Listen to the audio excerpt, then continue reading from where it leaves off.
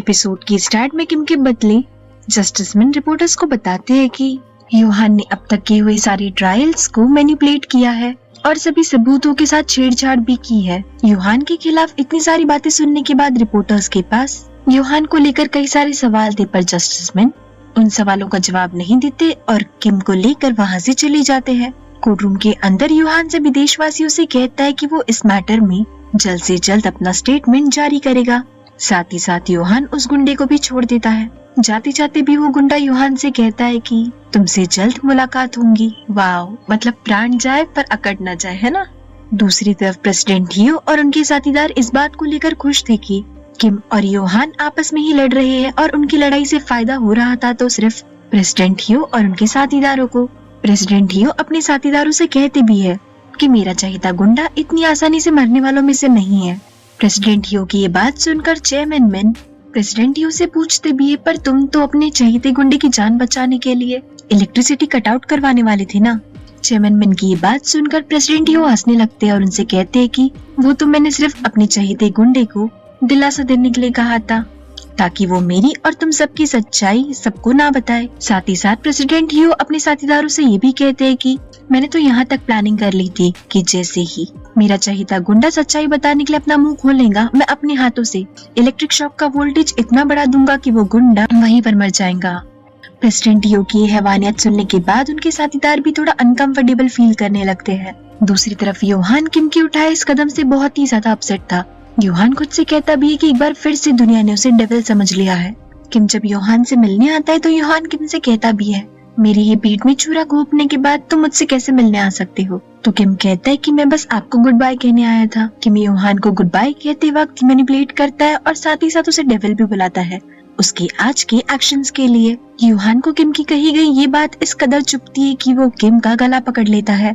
किम योहान से कहता भी है कि अगर तुम मुझे मारना चाहते हो तो मार सकते हो, पर योहान किम को कमजोर बुलाता है और उसे छोड़ देता है। किम योहान से कहता है कि आज मैं दिल से चाहता था कि आप आज उस गुंडे को इतनी कड़ी सजा ना दे।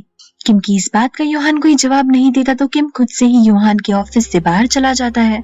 दूसरी तरफ प्रेसिडेंट हियो अपनी वाइफ को बताते हैं कि जस्टिस मिन पर जो अटैक हुआ था वो और किसी ने नहीं बल्कि प्रेसिडेंट हियो ने ही करवाया था, वो भी अपने चहेते गुंडे से कहकर। प्रेसिडेंट हियो ने ये सब जानबूझकर किया था ताकि वो जस्टिस मिन की नजरों में योहान को और भी ज्यादा बुरा बना सके। योहान जब अपने घर वापस लौटता है तो एलिया उसे बताती है कि उसने न्यूज देख ली है। न्यूज के बारे में बताने के बाद एलिया योहान से पूछती है, तुम ठीक तो हो ना। एलिया को अपनी चिंता करते देख योहान स्माइल करते हुए एलिया से पूछता है कि क्या तुम्हें मेरी चिंता हो रही है। तो एलिया गुस्से में योहान से कहती कि मुझे तुम्हारी चिंता क्यों होगी, वैसे भी अगर तुम अरेस्ट हो गए तो ये घर मेरा हो जाएगा। एलिया की ये बात सुनने के बाद योहान एलिया से कहता है कि ये घर हमेशा से सिर्फ और सिर्फ तुम्हारा ही था। एलिया योहान से पूछती भी कि आज किम ने जो कुछ भी किया मुझे लगता है कि वो इस घर में दोबारा कभी नहीं आएगा। तो योहान एलिया से कहता है कि पहले भी तो हम दोनों अकेले ही रहा करते थे ना, तो अब भी हम दोनों अकेले ही रहेंगे। योहान की कही ये बात सुनने के बाद एलिया की आंखों में आंसू आ जाते और चेहरे पर हल्की सी मुस्कान।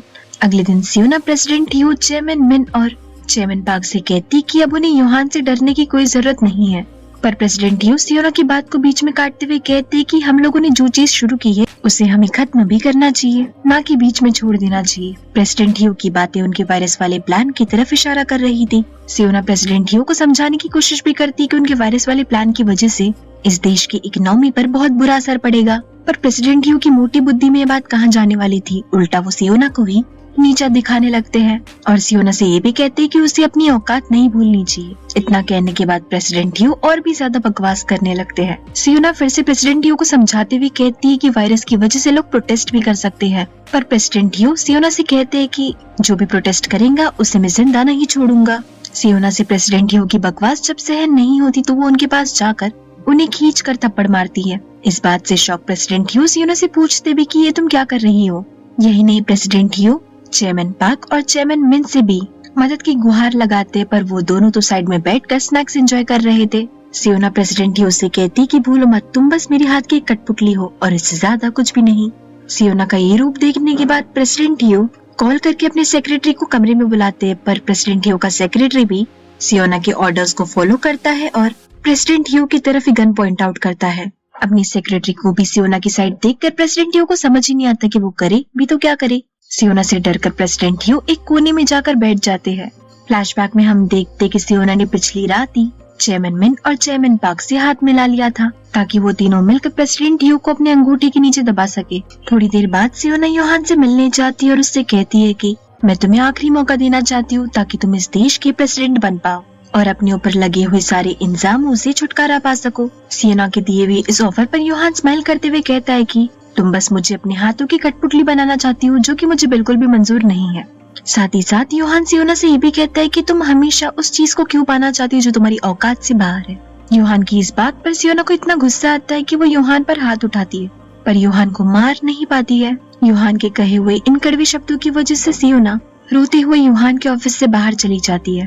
थोड़ी देर बाद योहान एक प्रेस कॉन्फ्रेंस के जरिए सभी देशवासियों को बताता है कि उसने अब तक जो कुछ भी किया वो सब गलत था, पर उसने गलत कदम इसलिए उठाया ताकि आम जनता को इंसाफ मिल सके और अमीर लोग कानून के साथ छेड़छाड़ ना कर पाए। योहान देशवासियों से ये भी कहता है कि हमेशा पैसे वाले लोग गुनाह करके उस गुनाह को अपने पैसों के दम पर छुपा देते हैं और योहान ऐसे ही पैसे वाले लोगों को सजा देना चाहता था क्योंकि कानून सबके लिए एक बराबर है। योहान सभी देशवासियों से ये भी कहता है कि वो अपने जज के पद से इस्तीफा दे रहा है और पब्लिक या कानून उसे जो भी सजा देगा वो उसे खुशी खुशी एक्सेप्ट कर लेगा। योहान का स्टेटमेंट सुनने के बाद देश की जनता योहान की तरफ हमदर्दी जताने लगती है। प्रेस कॉन्फ्रेंस रूम से बाहर आने के बाद कई लोग, यहाँ तक कि चिंचू और लाइव कोर्ट रूम शो के डायरेक्टर भी योहान को रिजाइन करने से मना करते हैं, पर योहान उन सबको पोलाइटली मना कर देता है और अपने फैसले पर अटल रहता है। योहान के वहाँ से जाने के बाद बहुत सारे लोग योहान के लिए चीयर अप करने लगते ताकि योहान इस देश का नेक्स्ट प्रेसिडेंट बन सके। योहान ने अपना दाव इस बार कुछ ऐसा खेला था कि जीत भी उसकी हुई और पट भी। जो प्रेसिडेंट की कुर्सी सियोना योहान को अपनी कठपुतली बनाकर देना चाहती थी, योहान ने वो कुर्सी खुद से ही हासिल करने का ठान लिया और प्रेसिडेंट की पद की ओर अपने कदम बढ़ाने भी शुरू कर दिए। सोयुन के ग्रेवयार्ड पर जस्टिस मिन किम को सोयुन की पुलिस डायरी देते हैं। उस डायरी को जब किम खोलकर देखता है तो उसे उस डायरी में जुंग जोसेफ की कुछ इन्फॉर्मेशन मिलती है। किम उसी ओल्ड लेडी के पास पूछताछ करने जाता है जिसके पास सोयुन जाया करती थी। उस ओल्ड लेडी को जुंग जोसेफ के बारे में जितनी भी इन्फॉर्मेशन पता थी वो सब किम को बताती है। जुंग जोसेफ के बारे में सारी इन्फॉर्मेशन पता लगने के बाद किम उसका घर ढूंढने जाता है और बहुत जगह ढूंढने के बाद लकीली किम को जुंग जोसेफ मिल भी जाता है। पर जैसे ही जुंग जोसेफ किम को देखता है वो भागने लगता है। किम जब जुंग जोसेफ को पकड़ता है तो जुंग जोसेफ अपनी जान की भीख मांगने लगता है और साथ ही साथ किम से ये भी कहता है कि अगर तुम्हें योहान ने भेजा है तो प्लीज मेरी जान बख्श दो। जुंग जोसेफ किम को अपने घर में ले जाता है और उससे पूछता है कि क्या योहान ने तुम्हें मुझे यहाँ पर मारने के लिए भेजा है? तो किम कहता है अगर मैं तुम्हें यहाँ पर मारने के लिए आता तो क्या हम लोग इस तरह शांति से बैठकर टेबल पर बात कर रहे होते?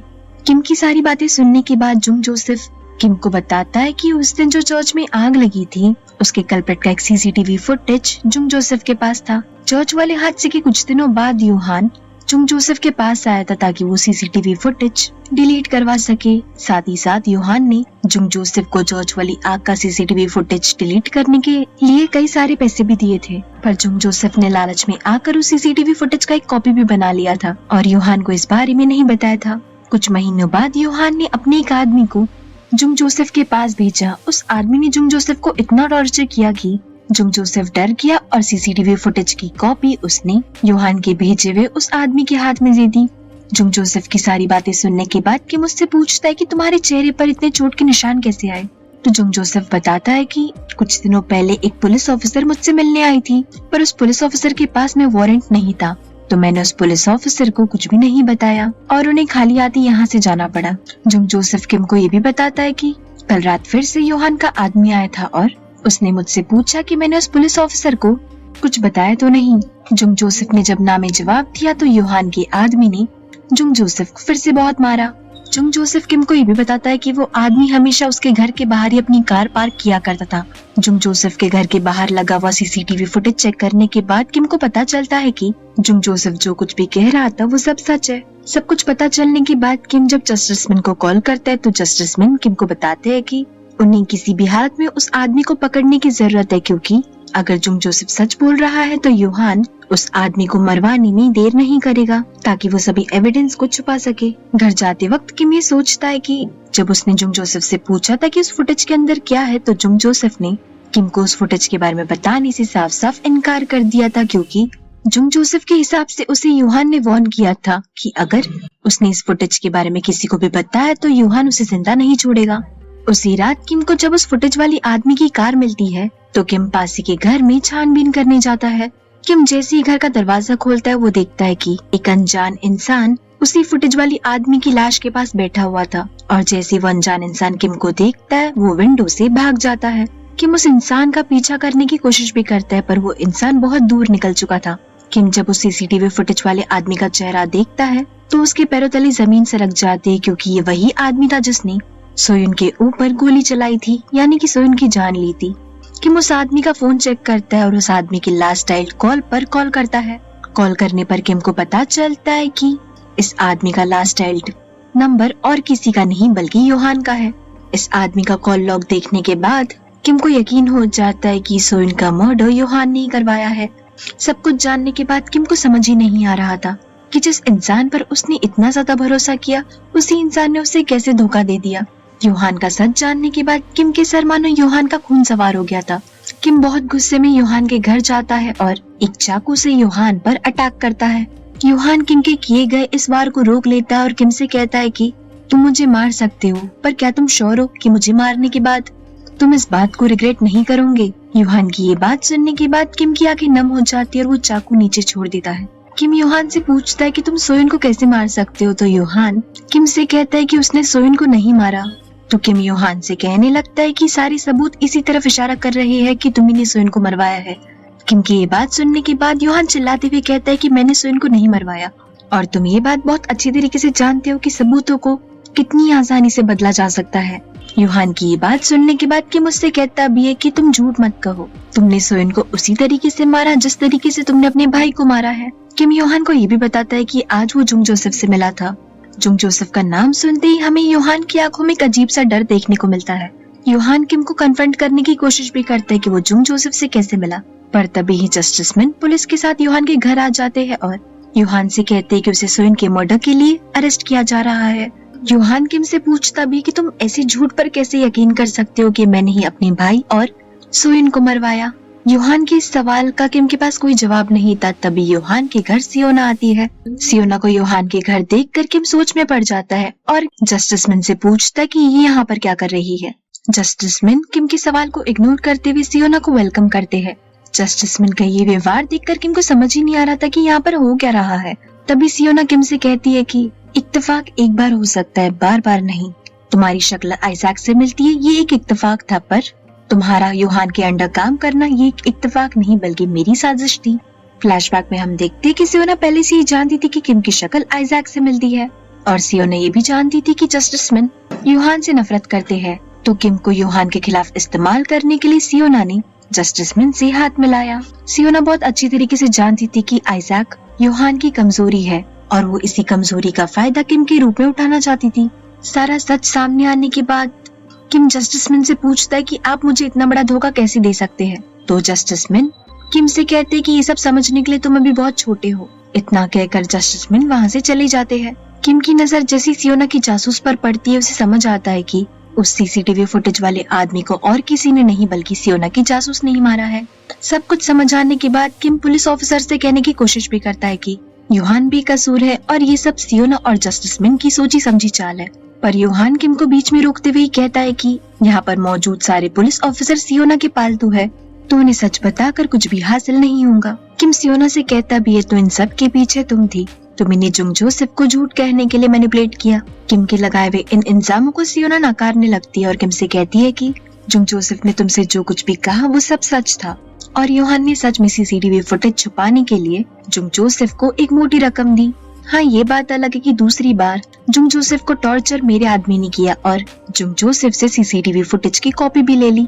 सीसीटीवी फुटेज की कॉपी की बात सुनते यूहान को बहुत गुस्सा आने लगता है, क्योंकि आज तक यूहान को पता ही नहीं था कि जुंग जोसेफ ने उस सीसीटीवी फुटेज की एक कॉपी भी बनाई है। सियोना अपने जासूस से कहकर जैसी वो सीसीटीवी फुटेज किम को दिखाने लगती, यूहान किसी बेबस आदमी की तरह सियोना को रोकने की पूरी कोशिश करता है, पर सियोना नहीं रुकती और किम को वो सीसीटीवी फुटेज दिखा देती है। किम भी जैसी उस सीसीटीवी फुटेज को देखता है किम की आंखों में आंसू आ जाते हैं, क्योंकि उस सीसीटीवी फुटेज में कुछ ऐसा था जिसकी किम ने कल्पना भी नहीं की थी। दूसरी तरफ यूहान को इतना बेबस और लाचार हमने पहले कभी नहीं देखा था।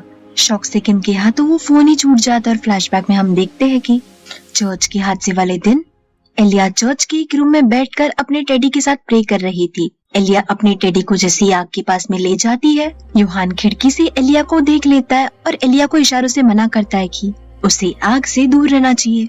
एलिया भी यूहान की बात मान लेती है और अपने टेडी को आग से दूर कर लेती है। यूहान भी एलिया को समझाने के बाद वहाँ से दूर चला जाता है। थोड़ी देर बाद जब एलिया उस कमरे से बाहर निकल रही होती है तभी गलती से एलिया के धक्के से एक कैंडल कर्टन्स पर गिर जाता है और उसी कर्टन में लगी आग की वजह से पूरे चर्च में आग लग जाती है।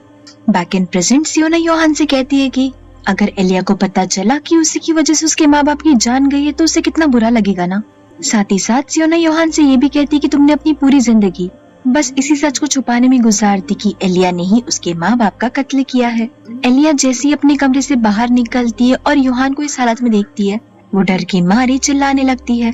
एलिया यूहान के पास आने की कोशिश भी करती है पर सियोना की जासूस एलिया को पकड़ लेती है और उसे यूहान के पास आने ही नहीं देती। सियोना यूहान से कहती है कि अब समय आ चुका है कि एलिया को सारी सच्चाई पता चले। सियोना के मुंह से ये बात सुनने के बाद यूहान उसके सामने भीख मांगने लगता है कि एलिया को सच्चाई मत बताना।